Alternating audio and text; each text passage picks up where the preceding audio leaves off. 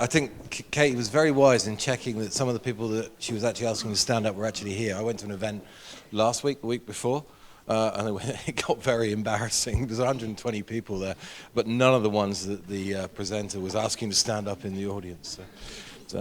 I'm Simon Wright, for those of you who don't know me. I've run restaurants in southwest Wales, just down the road really, in Llanarthony and Nancaredig, for a very long time, 35 years. I write and broadcast about food a little bit, I guess for those 30 years I've always been involved in the local food movement to one degree or another. I mean, you can't not be involved if you're running a quality, or hopefully a quality restaurant, because you're at the end of that food chain. Everything that we do is dependent upon the food that we can obtain and the quality of it. So currently I'm working with the University of Wales, Trinity St David, on a couple of projects. One is Cook 24, which is going on at the moment in the old Debenhams, where we take some leading chefs that are still practicing in Wales, and we use them we're trialing the idea of using them to pass on their skills to people not just who want to work in hospitality kitchens, pubs, cafes, restaurants, those that want to set up their own businesses, of which we're seeing quite a lot, which is encouraging given the current environment, but also those that want to pass on their skills in the community as well. The other thing I'm working on is the Tier Glass project at Lampeter, where we're looking at the possibility of an academy for contemporary food in Wales, which would be designed at training the food leaders of the future and acting as a catalyst for growth in local food production in this part of the world in terms of education and infrastructure. And I also spend, increasingly it seems, a fair bit of time in the public affairs arena, lobbying government at all levels, some of those people are here, to respond in a holistic way, I've written, to the fast mounting challenges that we face in our food system. And that's where I've been working with Katie and Food Policy Alliance Cymru in particular. And I want to pay tribute to all those people because I find it's an incredibly dynamic group of people with great ideas. A lot of the thinking that we need around this is out there in Wales. The difficulty that we have, and we're going to talk a lot about it today, is joining that up and integrating it with government policy at all sorts of different levels. Katie was very keen on us being extremely positive today, yeah, I've got a sunny disposition generally. But I think the thing that fires me up and actually makes me positive is sometimes reflecting on the scale of the challenges that we face. And, you know, for those of us who've been sort of campaigning around food for a long time, in a sense, nothing's really changed. The issues are the same.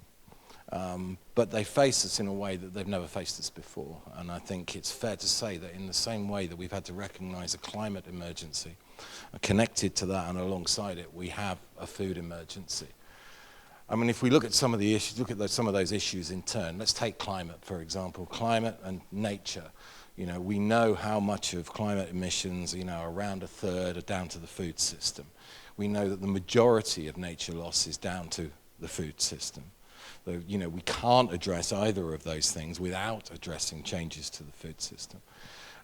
In health and nutrition, you know, for years we've been looking at the escalating cost of diet-related disease and the health inequality that comes with that.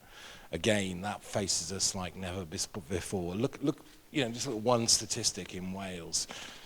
Almost £500 million a year spent treating preventable type 2 diabetes. That's £130 for every man, woman and child every year just treating one diet-related disease. That's not the cost of days lost to work. That's not the personal suffering. That's not the other string of diet-related diseases that we face. And just to put that in context, how much money that is, I think the total, someone can correct me, but it's around the total school meals budget in Wales is around about a tenth of that, 50 million. So those are the kind of equations that we need to face up to around health.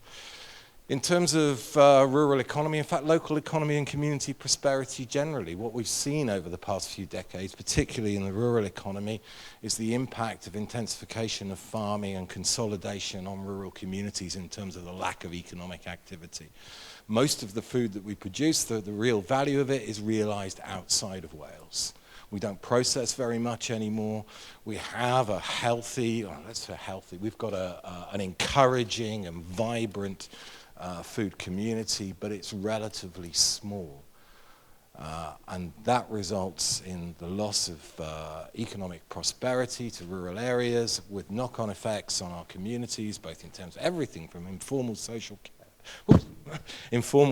care to the language, etc., etc.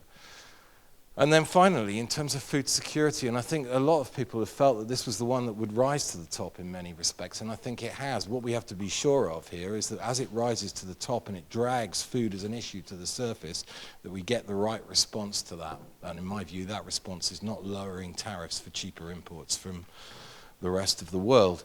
You know, depending on which metrics you use, we produce about 50 to 60% of the calories that we need in the UK, and that's not really allowing for diversity of diet, etc., etc. In the current world, how can that be a safe situation to be in? It's quite extraordinary that we actually aren't panicking about this a bit more, and we aren't seeing more of it in the news. You know, I think for any political leader at the moment has got to be addressing where the nation's food is going to come from in the future. And what we need to be doing as we do that is making sure that we have joined up policies that address all of those areas. Because you can increase food production, but you can continue to destroy nature and the climate. This is, I think, much of what's important about today is having a mix of people in the audience that are all working on this.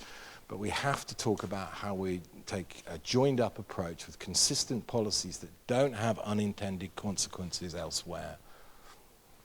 And you know that. So there we are. That's the miserable bit.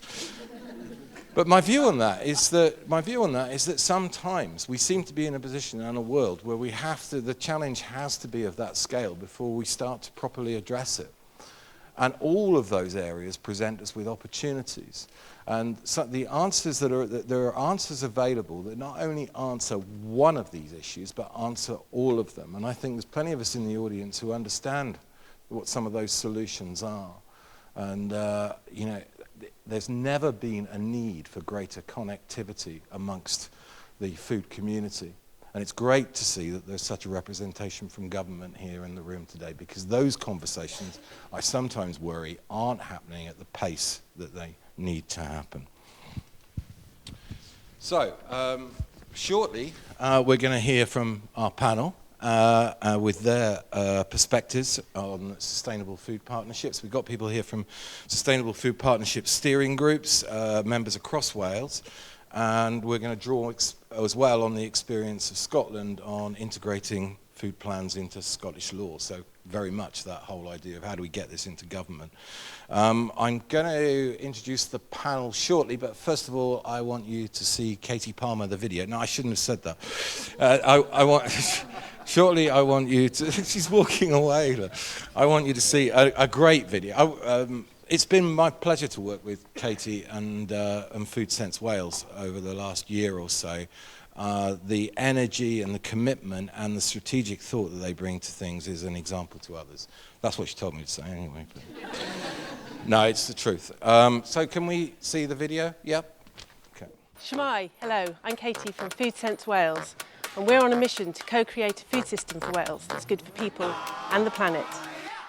We influence how food is produced and consumed in Wales by delivering a range of food-related activities, including one of the UK's fastest growing social movements, Sustainable Food Places. Sustainable Food Places is a good food movement, and at a UK level is coordinated by Sustain, Food Matters and the Soil Association. It brings together a groundswell of community food champions, suppliers, producers and everyone in between to push for a positive change in our food system. Our ambition is to create a food partnership in every local authority area in Wales, creating a network of food systems fit for future generations. Because we believe investment in resilient local food systems builds and retains wealth in Wales, environmentally, socially and economically. We already support 7 amazing food partnerships across Wales, doing amazing things like this. And we would like to support more, to build a network of partnerships that at their very heart drives and inspires positive change for all of us and for the ecosystem that sustains us. They matter because a connected food system, one that considers our health and well-being, our economy and the environment together, promotes collaboration and inclusivity and builds resilience in communities across Wales.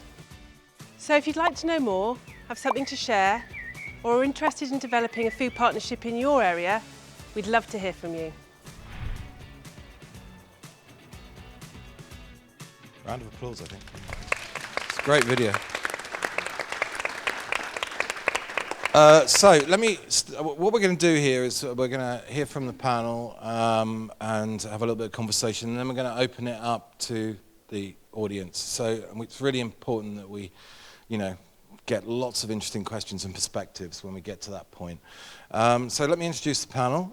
Starting on far left, we have Alex Cook from the social enterprise SwperBox and chair of Carmarthenshire Food Network. Simon, you've already been introduced, but Simon Kenton-Lake, Nourish Scotland, Sustainable Food Places Scottish delivery partner. And then, excuse me, Eryl. Eryl Powell, consultant in public health at Aneurin, Bevan University Health Board, and representing Blaenau Gwent Food Partnership. Is that correct? Yeah. And then finally, Louise, Denham, Food Vale Sustainable Food Places Coordinator, and My Food Community. Louise, I'm going to start by talking to you because, I think that's working. Yes, it is. Louise, because you're a recent award winner, Bronze Award from on the Sustainable Food Places. Can you start by telling us what that means and I guess, what the idea of a place-based community approach to food means to you? Yeah, absolutely. We were very excited to announce that we'd won our Bronze Award this summer, so the Sustainable Food Places Bronze Award, and they run an award scheme. It goes bronze, silver, gold, obviously. It was a really nice occasion for us to celebrate everything that we've achieved in the Vale of Glamorgan, and take a look then going forward as well where we want to go. I think the place-based thing for us and for a lot of other food partnerships, my background is in human geography, and I don't know if there's anyone else with a similar background, but we love to talk about a sense of place. It's something that they love to bang on about, but I think it does really help foster that sense of place, especially in places that maybe don't consider themselves necessarily that identity.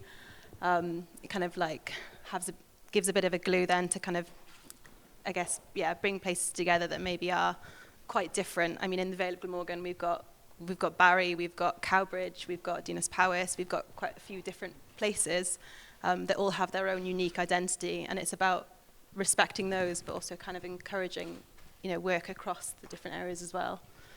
That's an interesting aspect, isn't it? I hadn't really thought about that, the diversity of the area that you've got in the Vale in particular. How has that worked out in practice? Is that competing priorities?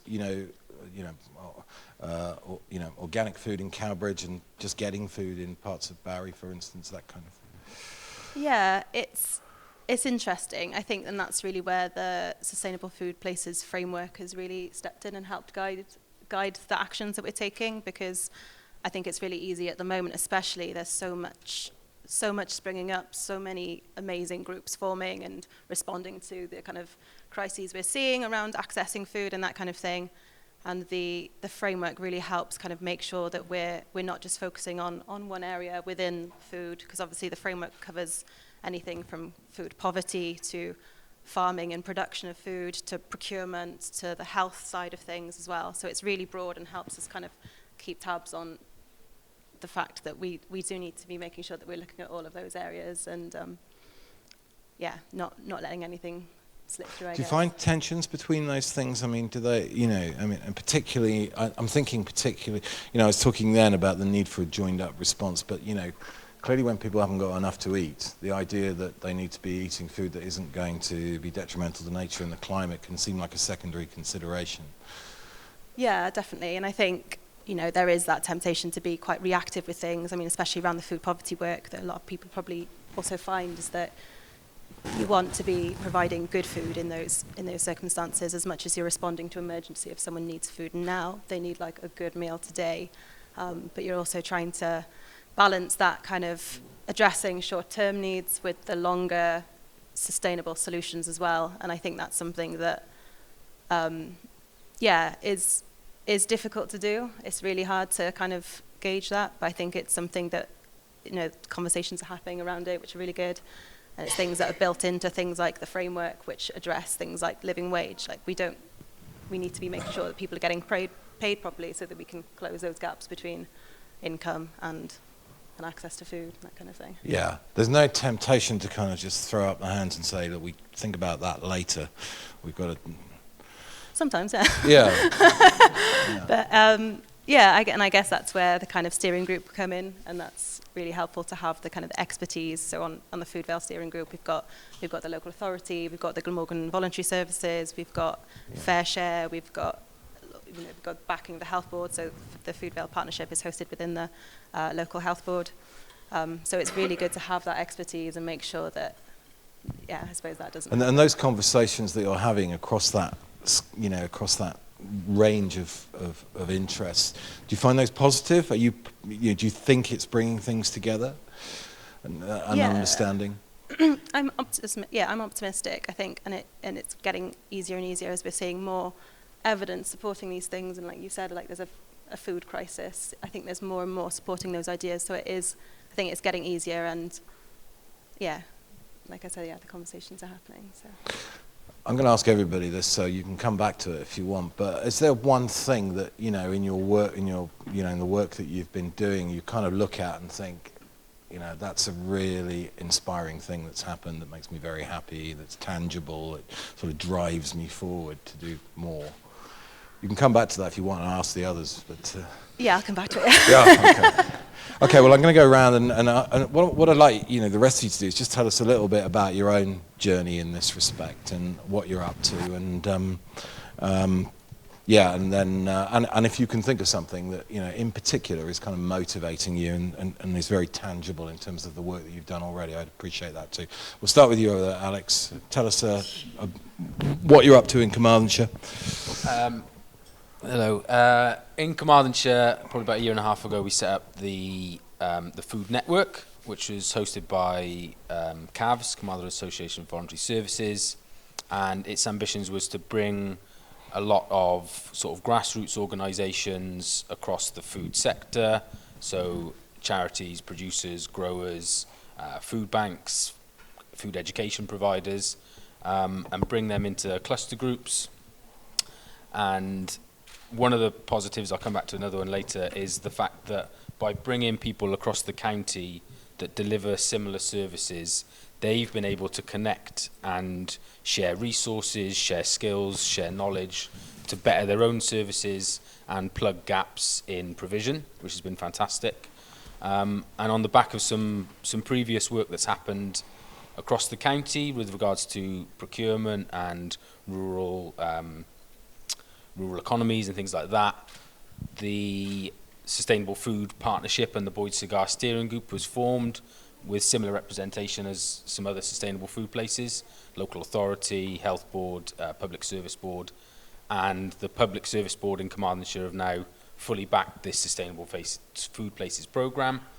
And what's another thing that's really positive is it really provides an umbrella to bring on quite a high level, to bring all these organisations with a seat at the table to have some open and frank conversations about where we are, develop action plans, source funding for different projects, and to really start taking action hopefully at policy level, but also at grassroots level, and bring those two together so we can have a cooperative and collaborative approach to, again, addressing some of the issues. And if I pick you up on one quick thing that you said, hopefully at policy level.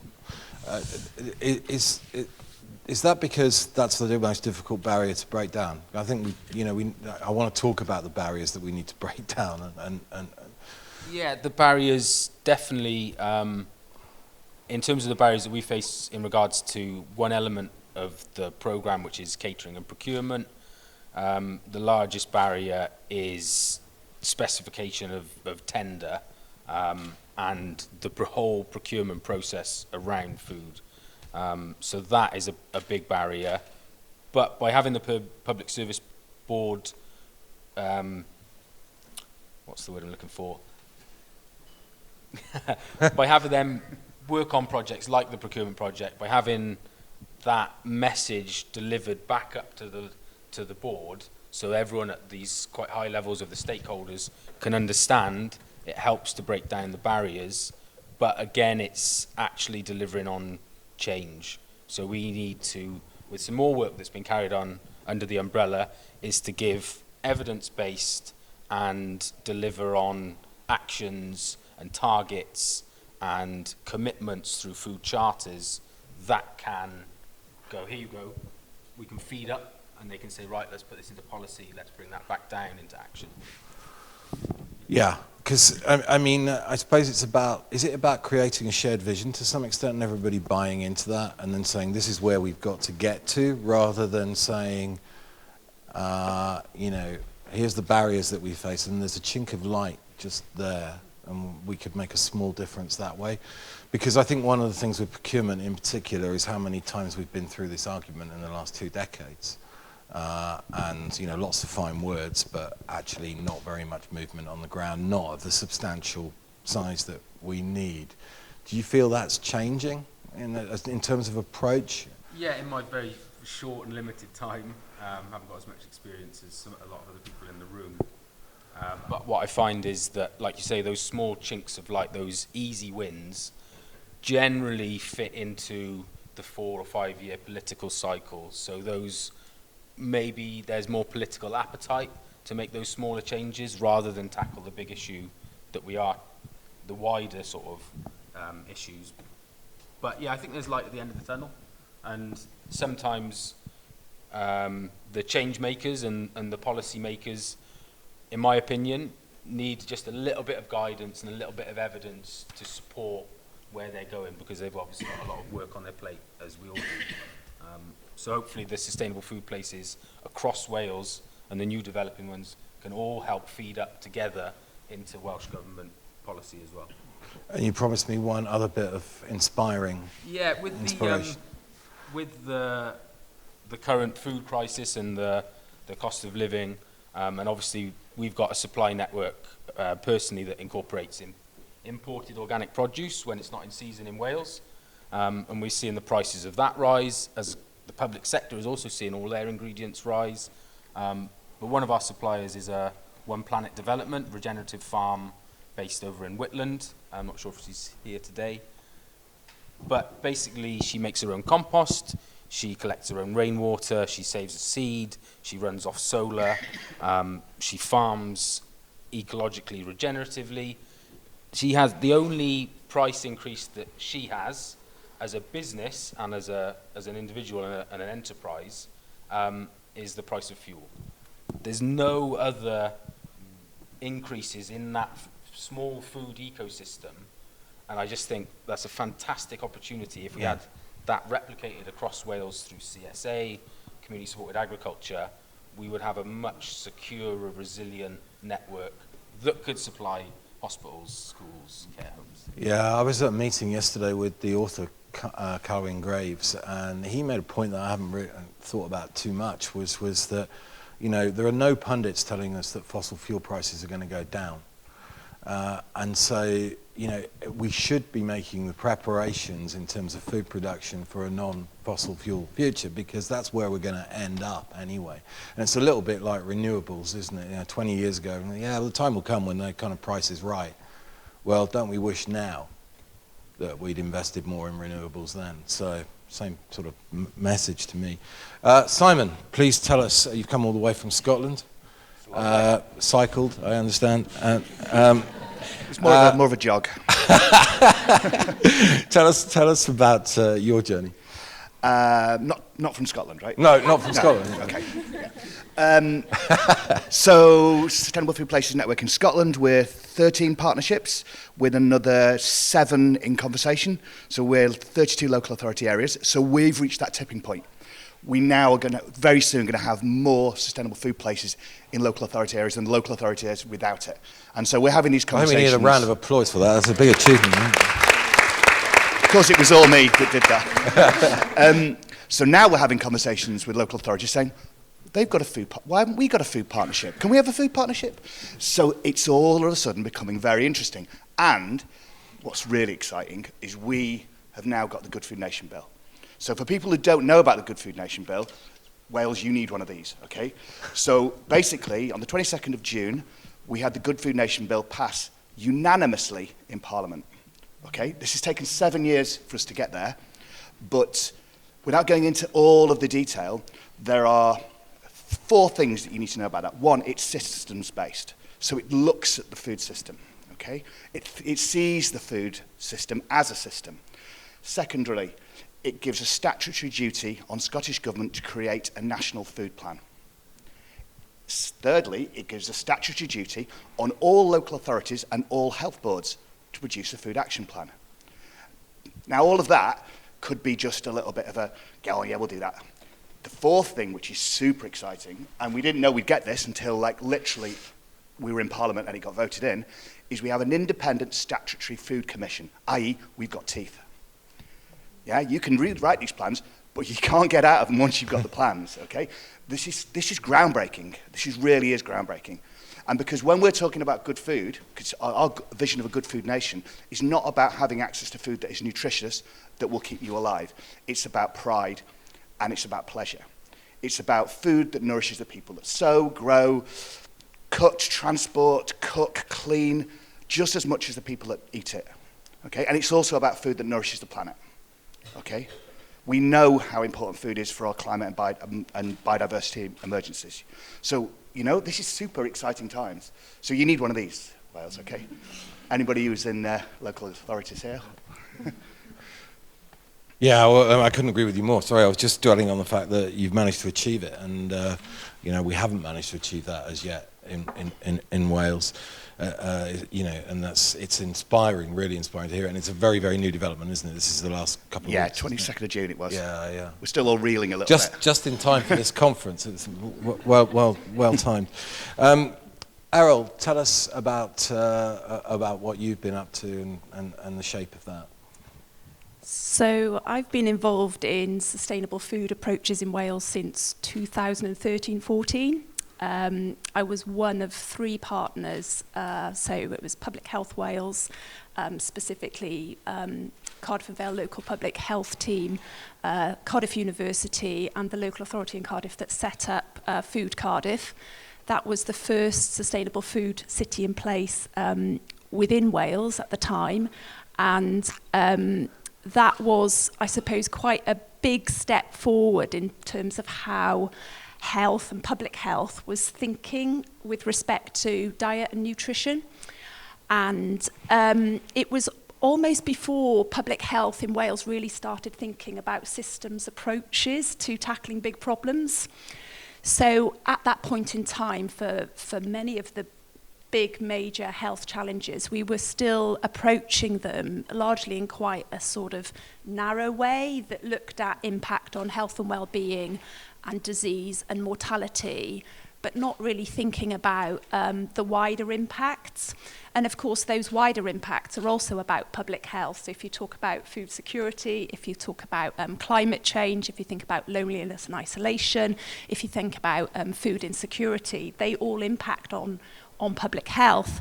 And so that partnership was very much about how do we move away from an approach to thinking about nutrition and diet, which is about individual choices and individual behaviours, and taking a step back and looking at, okay, what are the causes of the causes? What are the conditions that need to be created for enabling people to access affordable, healthy food, and for that to be done on an equitable basis? So there's something very much about the values that underpin sustainable food partnership and approaches that resonate very well with public health values in terms of thinking about access, equity, dignity, thinking about impact on public health, but thinking about impact on planetary health. So that's where my journey started quite some time ago now. And at that point in time, when we put in that application to the Soil Association, we did at that point in time say our ambition was for Wales to become a sustainable food place. And we had support from Peter Davies, who was the Sustainable Development Commissioner for Wales at the time. And there always was this ambition for Wales to be in the place where I suppose Scotland is now. And I can see through the work that, so Food Cardiff was sort of the forerunner to Food Sense Wales. I still say to this day that Katie Palmer is one of the best individuals I've ever appointed into any role, because she's such an agent for positive change. Enough, Katie. Well, She's got a video. So and from there, I actually then moved post, and I left Katie with essentially Food Cardiff at that point in time, and the other partners to get on with that. I went off on maternity leave, and I took up a new post in a different part of Wales, working still for Public Health Wales, but focusing on Aneurin Bevan University Health Board area. So I cover essentially the Gwent patch. And within that patch now, we have a number of sustainable food partnerships. I'm most closely involved in the Blaenau Gwent food partnership. And there were many that said to me, you'll never set up a sustainable food partnership in Blaenau Gwent. You can do it in Cardiff, you can do it in the Vale, you can do it in the parts of Wales where they're closer to food production, but you're going to have some considerable challenges in Blaenau Gwent. But actually, when we took the case to the Public Service Board, and when we presented that case in the light of the Future Generations Act, and the opportunity that it enabled us to impact on multiple outcomes, the case was fairly clear, and there wasn't that much challenge to it. That partnership is actually hosted by a housing association, by Tycalon Housing Association. Health are one of the partners, the local authorities are a partner. We have Gwent Association of Voluntary Organisations as another key partner. But I think there's something about there are no set rules about the host for these partnerships. I think you can look at the most appropriate organisation within in any area or patch and make a judgment on that. Within Cardiff, we agreed that actually health was the best place to host it, but working really closely with the local authority. Within Blaenau Gwent, actually, there was so much energy and so much commitment from the Chief Executive of Tycalon Housing Association that felt like the right place to host it. And I think the evidence has borne out. They've done some amazing, amazing work in that local authority area, particularly at a grassroots level. So that's a bit of a whistle-stop tour of the journey. No, it's fascinating. It really is. Tell me about, I mean, it seems to me that, you know, sustainable food places allows for quite a lot of creativity within, and you know, to be able to adapt within the individual areas. What's happening on the ground that you'd particularly like to tell us about at the moment in Blaenau Gwent? I suppose, if you don't mind, I'm not going to answer that question. I'm going to answer a slightly different one, which is something. It's about the. It's about what you're proud of, I suppose. And I think in Wales there's some absolutely amazing grassroots work, and there certainly is a lot of that within Blaenau Gwent. I think if you think about population health, we're always looking for the population level impacts. So we're always looking to see what sort of approaches and interventions are likely to impact thousands and hundreds of thousands of people.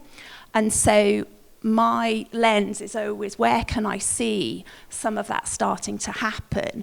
Now, if we looked at the map that was up earlier in terms of the sustainable food approaches and partnerships across Wales, I can start to see how we're starting to get to that vision of Wales as a country having a sustainable food approach. And I think that's really exciting. I also think that where we've got programmes that have been rolled out nationally, and I will include the School Holiday Enrichment Programme as one of those national programmes. This is the programme that provides activities for children and young people within the school holidays. It targets areas of socioeconomic deprivation, but it also enables them to have access to really good quality meals whilst they're within that provision. It's not ostensibly labelled as a food insecurity or a food poverty programme, because that clearly would attach stigma to it. But I think that programme is a really excellent example of something that can be done at scale. And I think the introduction of universal free school meals in Wales is another example of potentially being able to impact at that population level and be making a difference to children and young people's nutrition and ultimately their health, but also their approach to food, and also this entrenched problem that we have within Wales about equity and inequity. And I think where you've got these universal approaches, they start to give us the potential to even some of that out. So I'm sorry, I didn't ask the question that you asked me. But actually, I'm glad. I'm glad you talked about that, because, look, I think one of the frustrations that many of us had over a long period of time is the amount of duplication, the lack of learning across from one project to another in a place as small as Wales, population-wise. And so, actually, Simon, is that kind of how it evolved in Scotland, where, sustainable food places, as they emerged, joining together, learning from each other? Because, we've seen lots of initiatives over the years and lots of money spent. In fact, I think the first time I met Katie Palmer was, I think I was at a Peas Please event, and I stood up and asked a question which expressed some scepticism about yet another project going down, and then she came and told me off afterwards. Do you remember that? No. Well, I do. But is that how it happened in Scotland? Does this sound familiar to you? Yeah, definitely. And I think that's one of the beauties of the Sustainable Food Places network, that it is a network. And so it's, let's not all fall at the same hurdles. Let's, what are you doing over there? Well, I want to do that. Okay, so how do we learn from each other? And actually, chatting yesterday and having met so many amazing people yesterday and thinking, Katie and I have talked for a while, Scotland and Wales are very similar in the work we're doing. And it's been very clear yesterday that what we need to be doing and what we are going to be doing is joining those dots a little bit between the two nations. How do we learn from each other, not just at a nation level, but between the nations? And I think that's where we need to be. And that is what Sustainable Food Places is. It's a UK-wide network. What we don't have really very well at the minute is a national forum for us sharing this. We have a Rise Up list and things like this, but I think it's very tricky because there's tons of us. There's like 80 food partnerships across the UK. Yeah. So how do we do that? So I think joining up Scotland and Wales seems like a very good way of sharing that learning. England's a lost cause, really, isn't it? Do what, sorry? England's a lost cause. No, I didn't. England, where's that? Look, I'm going to open this up to questions, but I haven't forgotten, Louise, that you have to tell us about your your most inspirational experience today. Yeah, it was just really nice hearing, from the other panellists. I mean, I think looking back at where SFP has come from in Wales, from when Food Cardiff first started and now evolved with Food Sense Wales and everything, and then looking forward to what we might achieve. I think it's it's just really exciting, and I think it really sets the bar for what we can achieve when we're doing this kind of partnership stuff. I think what we can achieve in Wales. Yeah. But your answer is? The answer is, I think thinking of some of the work that we're doing in the Vale around this kind of food crisis at the moment, access to food, and we're kind of looking at some of the more innovative things that we can do around access to food in rural areas. I mean, there's so much rural space in Wales, and I think they're often overlooked with these kind of issues. It's seen as an urban problem, but it's not necessarily the case. So it's exciting. We've got some really good work happening in Llantwit Major in the west of Vale. And it's been a, absolutely stellar kind of example of partnership working, which has meant that it has been ticking on a while now, but we've really got there. We've recently been awarded some lottery funding that we can kind of really make some changes, and we're really building in kind of sustainable change to that, making sure that it's not just, here's some money, and then we duck out sort of thing. Yeah. And as much as it's all place-based change and everything is tailored to the local needs and the local opportunities, that doesn't mean that it's not translatable. We can translate that then. We can kind of learn from that and go to other areas not just within the Vale, but also to some of the other partnerships, I think. And that's what's going to be really exciting now is, I get the sense that we're going to be working more together, learning more from each other, and kind of fueling, I guess, this Wales-wide thing, and soon it'll be everywhere. So it's really important, Yeah. isn't it? Because look, I talked about the scale of the challenges. It's easy to doom scroll, and I find events like this incredibly invigorating. You kind of go away and think, look at the people that are involved, look at the ideas, look at the things that are already going on. Okay, so we've got about half an hour. Okay, so we got a good time to have a lively debate. So that means you've got to ask some questions. So who would like to ask the first question? I can hand this one, Lauren. Yeah. Okay. Yeah. Jump around. Yeah. I can sit down. Holly. Hiya. This question for Simon. The other Simon. I'm not available for questions. In the development of the Good Food Nation bill, with both the local food plans and the commission, I just wondered what sort of did you get much resistance to those in terms of from the local authorities saying, we just we don't have the capacity to do yet another plan, or from Scottish Government saying, we don't need a commission, and that sort of feedback, and how did you respond? Oh God, yeah. We had quite a lot of pushback from Scottish Government on an independent food commission for lots of different reasons. It's another commission. Is it going to cost more money? What's it going to do? How are we going to be held to account if we can't achieve some of these things? The kind of the standard stuff that you would get. We're very, very, very good at lobbying. Scottish Food Coalition, it's 50 plus organisations, trade unions, WWF. We lobbied very, very hard. But it's not just about pushing people, it's about making the case. And so we just spent a lot of time saying why it was really important to do these things, what it would bring to Scotland. We've got India F2, we've got Brexit, we've got the war in Europe. We need to be growing more of what we eat in Scotland and eating more of what we grow. So it's a case to be made and say, we know where we need to get to. Let's say we're going to go there, and then let's work out how we'll get there, rather than putting arbitrary targets of we'll do this now and then we'll do this, because they get pushed back. But I think the Food Commission was a big ask. The Food Commission was a very big ask, but we did get there in the end.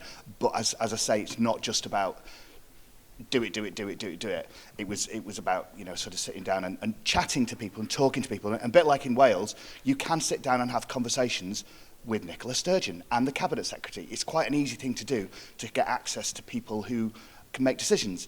Now, that's not the same in England. But Westminster's a very, very different place to Holyrood.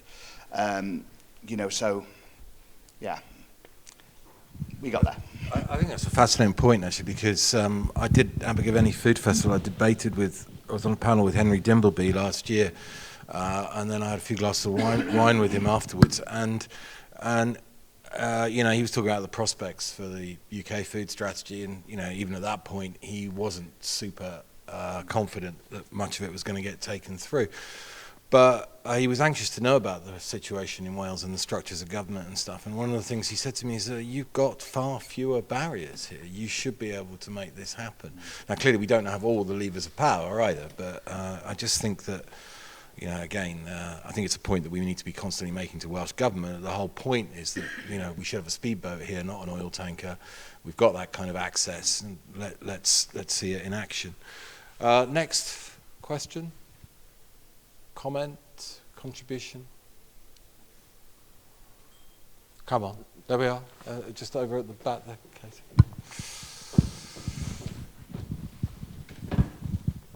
Thank you. It was just about a comment earlier about living wage and how some agendas need to be pushed back a bit. And I just want to think about that a bit more, because in Scotland, the Scottish Government implemented and supported the real living wage before they moved on the food agenda. And I think we have to make sure that in-work poverty is eroded for people to make right decisions. So when people are earning fair wages, they can make the right choices. But when you're living in poverty and relying on food banks, you don't care about where your food comes from and where you buy it from. I think making sure that people have enough money to make the right choices should be front and foremost of this agenda as well. Yeah, who'd like to comment on that? I'd just like to say, I mean, I think that there's one thing that we often say about this is we've got to take this argument head on in terms of sustainable food, which is, yeah, it's all middle class obsession, and you know, it's not meeting the realities. The reality, of course, is that, you know, that if we institutionalise what's there at the moment in terms of food banks, fair share, etc., we are institutionalising inequality, health inequality, massive health inequality. So it's not as simple as saying, oh, we've just got to feed people and let's worry about that, because that is, you know, that is iniquitous as well. Who'd like to comment? Eryl, please do. I'm happy to comment on this one because I just don't know how many times we've had this discussion in various food partnership meetings. I can see Chris Nottingham smiling there because it's very real. It's very real for people in Blaenau Gwent. And when I talked earlier about understanding the causes of the causes, so, you know, why do people make the choices that they make?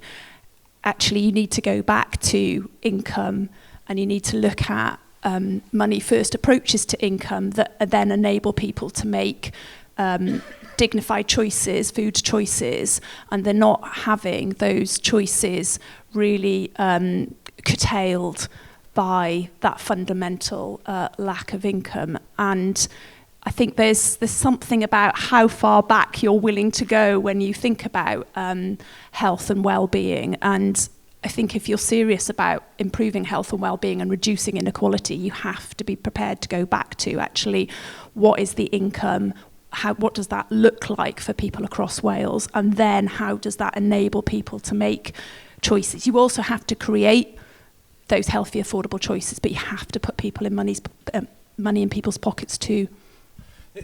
And how much is resilience an issue around this? I mean, life skills, etc., in terms of being, you know, having the knowledge around food, the ability to make food last longer, understand what quality is, cook, etc., etc. Where are we with that? What's your view on that? I think that's a really interesting one because often when we have discussions about food, it comes down to, you know, looking at it from an individual level and the choices that people make and almost this deficit model that people don't have the skills and the education to be able to make the right choices or cook the right food or to manage their home, the sort of traditional sort of home economics. But actually, people that are on low income, that living in poverty, are generally incredibly good at having to do that because they're forced to, they have to. So I think some of the judgments that are made around that, around people's individual sort of skills, are, you know, really not based in evidence and lived experience, because we know that if you are on a low income and you're trying to feed your family, you have to be very good at the budgeting. You have to be very conscious of what you're buying, what the kids will eat, how you plan your meals, and a huge amount of individual energy and thinking goes into that. And that's very different, I think, to what we sometimes hear about people that are struggling to sort of feed their families, which is more of a sort of a deficit model. Yeah, I mean, I suppose the difference is the emphasis on sort of almost blaming the individual for not having, but what about in terms of, you know, the emphasis that we put on these things through education, where, you know, kids emerge from secondary school, they don't generally have any basic cooking skills and understanding of where their food comes from, and, you know, when we look back, you know, I suppose the fundamental thing is that, you know, we might argue that generations of children are now leaving school and they're very good at being consumers and not much else. Yeah, I mentioned earlier the school holiday enrichment programme, and that programme builds things like nutrition skills for life. It builds in cooking opportunities. So you're sort of building that into that enrichment programme that the children are getting within the school holidays. School curriculum time is very pressured. There's competing pressures on that, and I think sometimes we struggle to get some of this sort of essential life skill stuff covered within the school day. Should it be integrated into the curriculum? We have a new curriculum. They're trying to find ways of interpreting that at the moment, and it strikes me that food is an ideal opportunity for cross-curricular learning. Simon, what's your experience on this from a Scottish point of view? I think we need more cooking skills is a bit of a convenient red herring quite often. But in terms of curricula and how you bring that into schools, what we're seeing is the fact that schools are losing their kitchens and their kitchen facilities anyway. And so quite often food will be prepared in the great frozen mothership and then delivered out to the schools, and there's a bunch of microwaves that bing. And so you're not going to get those kitchen facilities back once you've taken them away and they turn into a new IT room or whatever it is. So it's about, thinking how do we manage this situation within the current infrastructure, because we're not going to build a whole bunch of new classrooms. So it is really hard, but I wonder though, just on that. I mean, we in Carmarthenshire, when we were looking at the food on the public thing, we did quite a lot of work talking to the people in Copenhagen and what had happened over their period of time. They invested, over sort of 10, 12 years, about £45 million in that infrastructure and training to put broadly organic food on the public plate. And their experience was that they came out the other side of that. Their food costs were the same, but the big capital investment they were prepared to make of, say, £45 million was in the infrastructure and training. So it is possible if there's the level of commitment to that. So, we might Eryl. want to ask Emma about this, because Emma that's in the front row, I'm putting you on the spot. Let's ask Emma about this.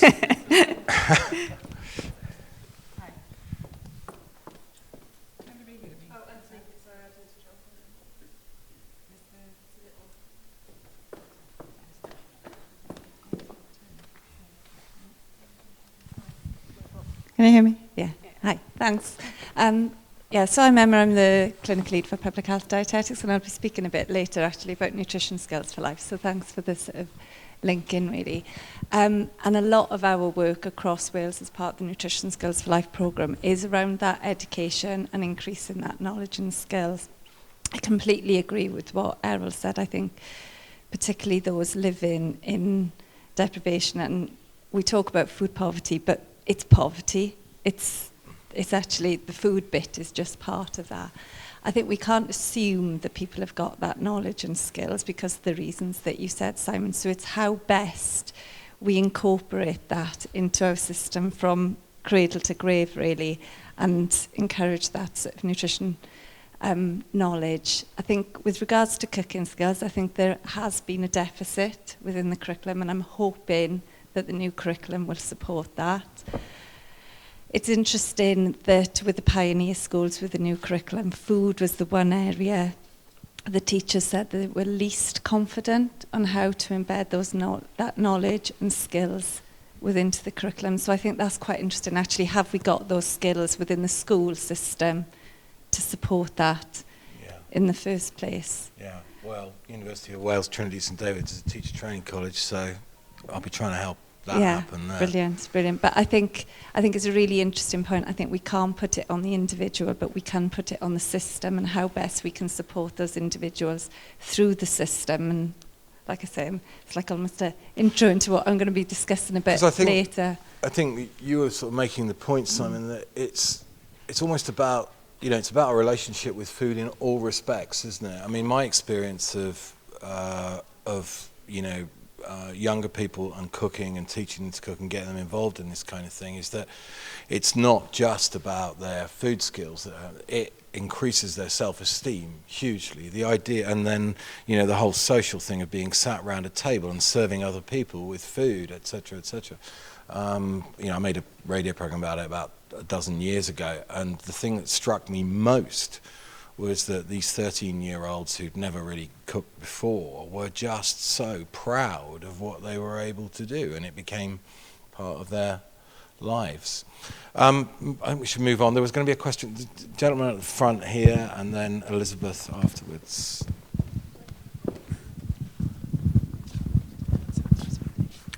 Thanks, Katie. David Morris from Welsh Government. And the conversation is really interesting.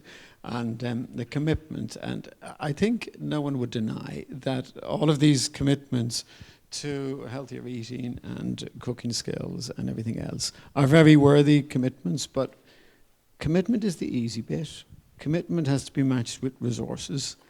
And resources is the hard bit, isn't it? And if we just take the example that you've been discussing just now about teaching about food in schools and the likes. And the Welsh Government introduced the Food and Nutrition GCSE 5 years ago, maybe, I'm not sure. The indication is actually that not many schools have actually taken up the option of that GCSE. And again, the feedback would appear to be that it's quite a challenging GCSE to deliver because it's quite resource intensive. And if we look at things like cooking in schools, the point that Simon made, that there are a lot of schools now don't have kitchen facilities, not alone for serving up the school dinners, but also for teaching children how to cook in school. And if they do have facilities to teach children to cook in the school day, you need more teachers, because if you have 20 children in a kitchen, you need teaching assistants. So this all comes back to resources, people, money, and this is at a time when actually there's less money in the systems. So if we look at the Welsh Government situation, we've had £1 billion less funding this year from the UK government. You know, we knew the mantra of not a penny more, not a penny less post leaving the EU, but we've actually had £1 billion less to go across all of the commitments of government. So I'm just trying to really demonstrate how challenging it is. It's resources, resources, resources. Yeah, no, I appreciate that, David, and it's good to hear from you. I mean, I think some of us would say that's about priorities as well, though, isn't it? I mean, you know, and also looking at the longer term in respect to the short term. I talked about that equation between how much we spend on school meals and how much we're spending on treating preventable type 2 diabetes alone. But I take your point entirely. Anyone else want to come back on that? Yeah, could I just, sorry. Yeah.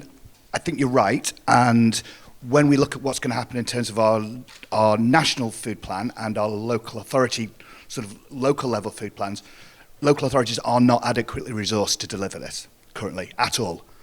And so how do we square that circle? And so this is why food partnerships are super, super important, because not only do the local authorities not have the adequate resources, and they will have to do the heavy lifting on this, because Scottish Government will say, we want to do shiny, shiny stuff, and then local authorities go and deliver it, because you have to pay due regard to our national food plan. So this is why food partnerships are really important, because also local authorities don't have the expertise to do that. They're not farmers, you know, they're not catering managers. Well, you know, they have catering managers within, but so what we're proposing is that this gap could be filled by the changes to the Common Agricultural Policy. So, for example, a huge amount of money that comes through that, if maybe 5 or 10% of that was to drop down to local authorities to deliver on regional food systems, that would be adequate resource. So we need to look at a different way of doing this, and we do have these opportunities now. We've got changes, we've got the new ag bills coming through, we've got community wealth building bill going through. You know, we've got the human rights bill. All of these seem to be lining up. What we need to do is making sure that they all sort of join up and speak to each other. I think, Alex, do you want to say something? I think from, you know, it's, to me, it's kind of like we don't have any choice but to address this. And you know, how we do it and how we resource it. One of the problems we're not having, I feel, David, is that we're not having this conversation in the round like we're having it today. You know, here are the issues. This is what we need. What do we need to do to address it, and what resources would that take? And that's the problem that we have in many ways. It's just that we're looking at it through, you know, through in compartments rather than as a whole.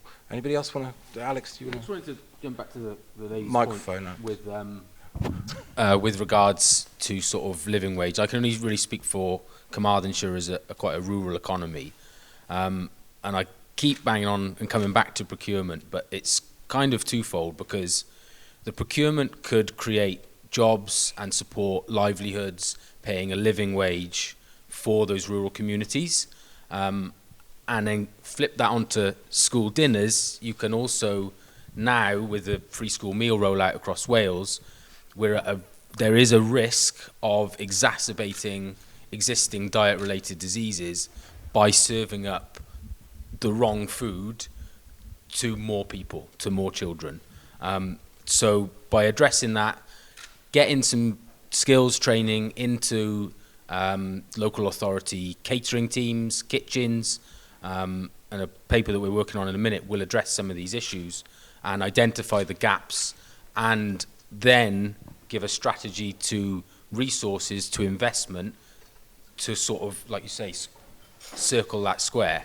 But again, it does come back to investment, and again, the analogy with the health boards, if the health boards invested some of the spend, the future spend, on addressing the diet-related issues, miraculously at some point, 5-10 years down the line, we might be in a situation where we're spending a lot less and saving in the long term rather than looking again at 4-year, 8-year cycles.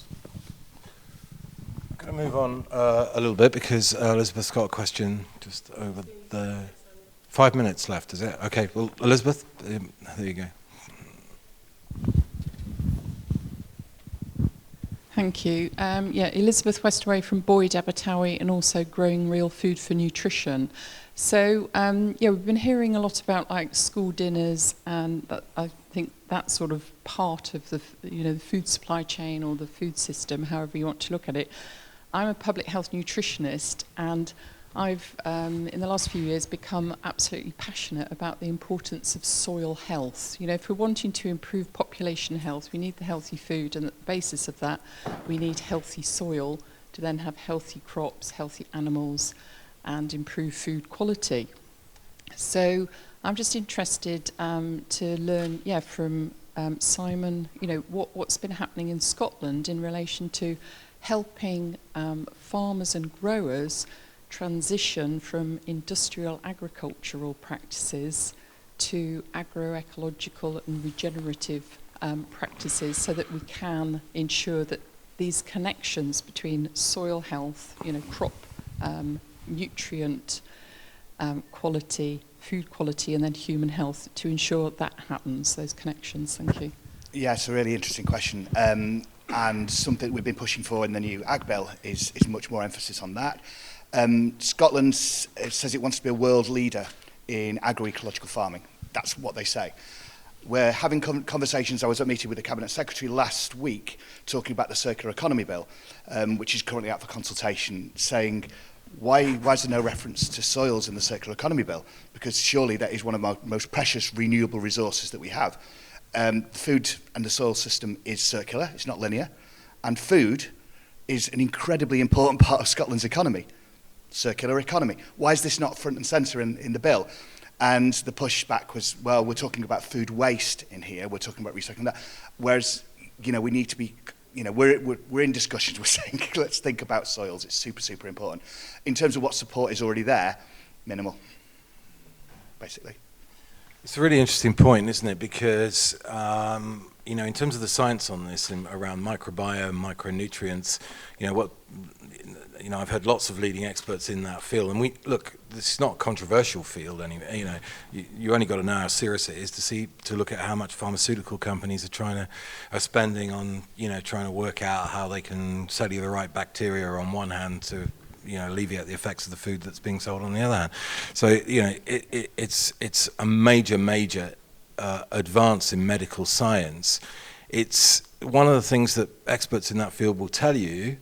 Julian Marchese is a good example. He was at Cardiff University. He's at Imperial College London. He's one of the leading experts in the microbiome. We've never known as much as we do now about how the microbiome works, and we've never known how little we really know. Which does raise questions about nutritional advice and stuff, and where we are with the state of that at the moment. And also, this is the last question we're going to address, really, but also that, how effective has messaging been, over the past couple of decades, and, in terms of, you should eat this, you shouldn't eat that, 5 a day, food for life, et cetera, et cetera. Just a quick comment on that area would be great from all of you. Yeah, that's me. That's me. I suppose this was part of the reason why we set up Food Cardiff, because we had, spent spent 8 years, pre-Food Cardiff, looking at food just from a sort of nutrition perspective, and the messages were kind of well known. All of the advice, pretty much, people would know what they're supposed to be eating, but the gap between what they're supposed to be eating and what they were actually eating was getting worse. So part of the reason why I think we've got so much value in this approach is because it takes us away from, as I said earlier, that individual level and this sort of messaging and advice to, and if only you ate, your 5 or more a day, then, and to actually understanding, well, why don't you? What can we do about it? And working on the causes of the causes. So I think the messaging and the advice needs to be much more nuanced. We've talked this morning a lot about the cost of living crisis. And so I think any advice and messaging should be provided through that lens so that it can connect with people's real experience. And we've certainly got, I suppose, work to do with respect to how we segment that advice and we tailor it to the audience, and we are delivering those messages in a way that are likely to be helpful rather than make people feel bad about the choices that they don't have. So, I'm not a big fan of population-wide messaging around food and nutrition, because I think all the evidence that we've had for decades shows that has very little impact. It's interesting how government resorts to it again and again. Well, this is a personal kind of, I run a restaurant and we change the menu every day, and whilst government are currently consulting on going, should we have calories on the menu at every level of institution? Basically that will mean just another burden on independent restaurants who tend to be serving the freshest local food as well. And it seems to, I don't see, there's a personal gripe, but I just don't see that there's going to be any real impact from that. Anybody else want to comment on this before we wrap up and go and have some coffee? Alex? I think the messaging from the fast food sector over the last 10 or 20 years has been very effective, and I think if we want to challenge our young people to eat better, we maybe need to adopt some of their skills and play hardball, in my opinion. Did you all hear that? Yeah. Anybody else before we finish off? Because we're going to go and have coffee now. We haven't got time to get into the fast food. No. We really don't have time, do we? No. Okay. Well, it's nice to note that we have an independent operator of the food franchise here, rather than walking into an institution like a college or a university and finding Costa and Starbucks. And thank you so much to the panel and thank you to the audience too.